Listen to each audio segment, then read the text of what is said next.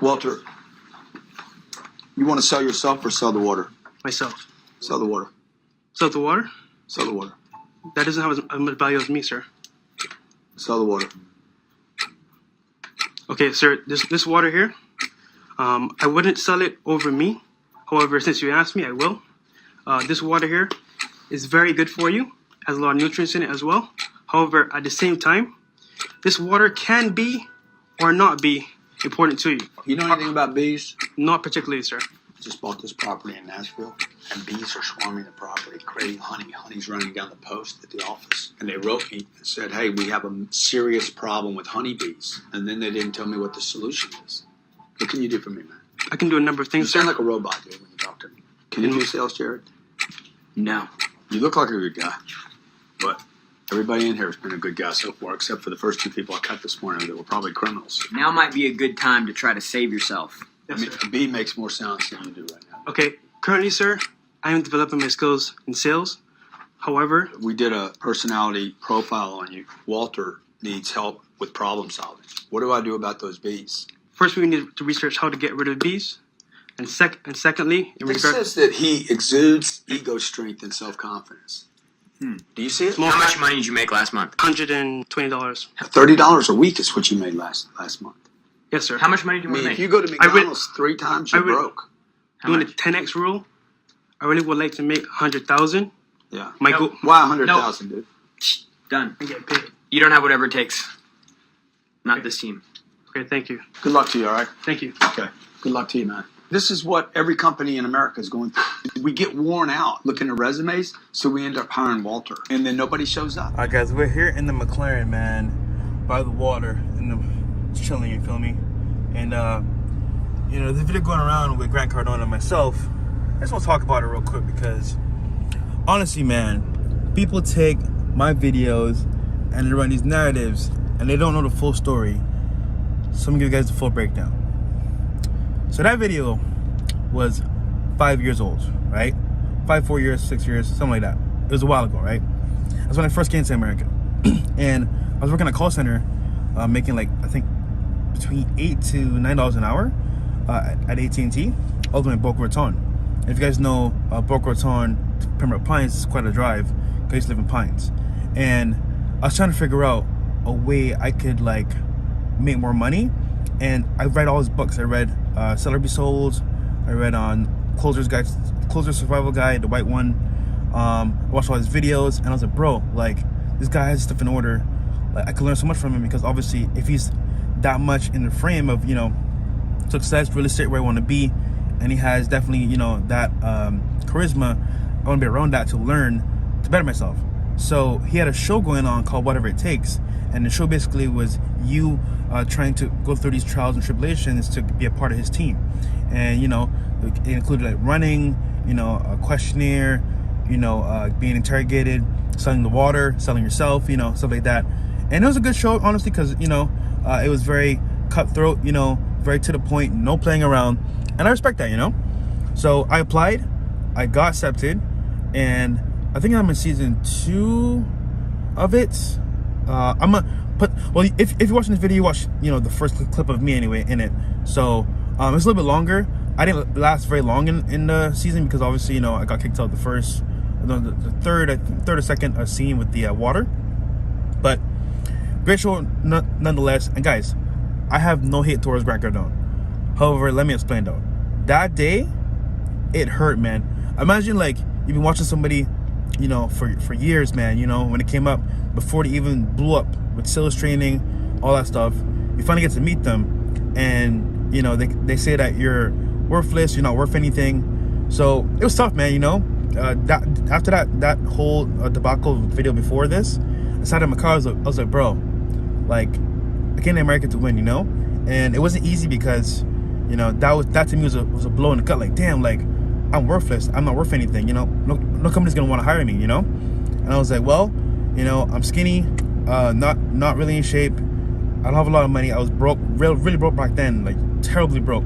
Which is why I say, guys, I came from humble beginnings, and where I'm at right now, guys, is no mistake. It was all planned, but it was tough because imagine, you're quick, getting back on track. Something's happened there, but no. So once again, right, I was being told by multiple people that, you know, you're not cut up for the job, you won't make it. I had a very bad stuttering problem, you know, no one knew who I was. I'm a nobody here in the States. It's like, cool, you know.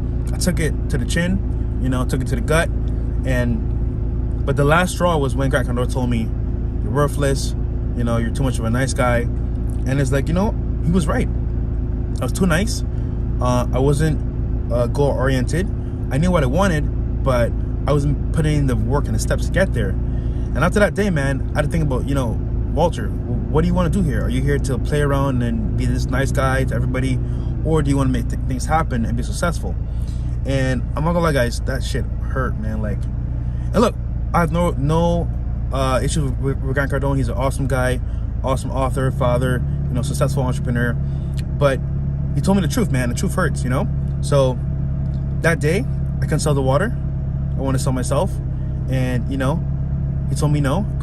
Jerry Grant was like, "You're not gonna make it." I think I was making like $200 a week back then. Horrible, and I could barely afford to eat Chipotle, and that was my diet, and it was rough, man. You know, guys, it was tough, really tough. You know, even me thinking about it, it was like, damn, bro, that was a very painful moment in my life. And people making fun of me, all that stuff. It's cool, bro. You know, like, it's cool. I know where I came from. I know how bad I was in terms of speaking, in terms of like even being in front of a camera, how nervous I was in front of Grant Cardone. It was like a lot, and it just taught me that no matter who tells me no, I can make it happen. And guys, that day I sat in my car for like an hour, and it hurt because, you know, imagine your mentor, your idol, saying no to you, like you're not gonna make it. So what did I do? I drove home that day, sat on YouTube. I learned how to speak better. I went to Toastmasters. Right after, I applied for different jobs, and I got a second job. So I was working 2 jobs back then, AT&T and insurance, right? And I got a second job after that, making more money. I started to save a lot more, learn about investing in real estate, you know, how to invest money, how to save money, how to budget money, how to get credit cards to increase my credit score. I kept working on myself as an individual. And over time, I got better with my finances, understanding where to put my money. And basically, guys, what happened was that, like, that moment, that defining moment, turned me into the person I am today. And hearing that no and that rejection, it hurt a lot, man. But with that being said, that whole transition between the Grant Cardone, people telling me no in the past, employers saying you're not gonna make it, oh sorry, you're not a good fit for the job, it led me to where I am today. I want to tell everyone here watching, man, all the supporters, even the haters, man, if someone's telling you no, that's no for right now, for them, but not for you. There's so many places you can go elsewhere to improve yourself, get better, or find people that actually will take you on as you are and watch you grow. And companies took chances with me, man, and you know, I didn't disappoint. Showed up to work every day. I worked hard, worked overtime. I exceeded all of my peers, and it was a point where I was doing the work of like 2, 3 people, 4 people sometimes, you know. And like I said before, it was a period of learning for me. It hurt, but I didn't let it stop me. And now, guys, I'm here today, and my McLaren, man, the doors go up, bro. Look at this, man. Right? Bought cash. My Rolex. I've always wanted a Rolex, man. Iced out. Bought it cash, right? Just bought my Cuban chain. Cash, right? I have money in the bank. I have assets. I have real estate. I have properties in all over the world for the most part, right? I also have things you guys. I'm not gonna talk about it because obviously I don't want to put all my business out there, but like, I have assets that are gonna pay me for the rest of my life. So right now I can retire if I wanted to. So I don't brag to say like, oh, I'm the best, this and that. But you see my social media? That's me living my life how I wanted to live my life. But I couldn't 5 years ago. I was stuck in a place where I didn't know what to do. I didn't know who I was. I didn't know what I was about. And when I say adding value, man, back then I didn't know how to add value, but now I do. And if you're watching this right now, man, you don't know where you're at, that's fine. Keep working on yourself. Read books, go to events, meet new people, try new things. You know, I started doing salsa classes, started playing tennis. Like, these things you can do to learn, can break you out of your shell. And guess what? Not everyone's perfect, man.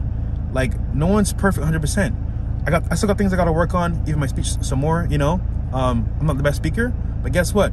You guys can feel my passion. You guys can feel my real heart when I talk to you guys. So it's what it is, man. And honestly, guys, I'll say this: they're making fun of me right now online. It's cool. It's a good thing to talk about, for trending topics and all that stuff.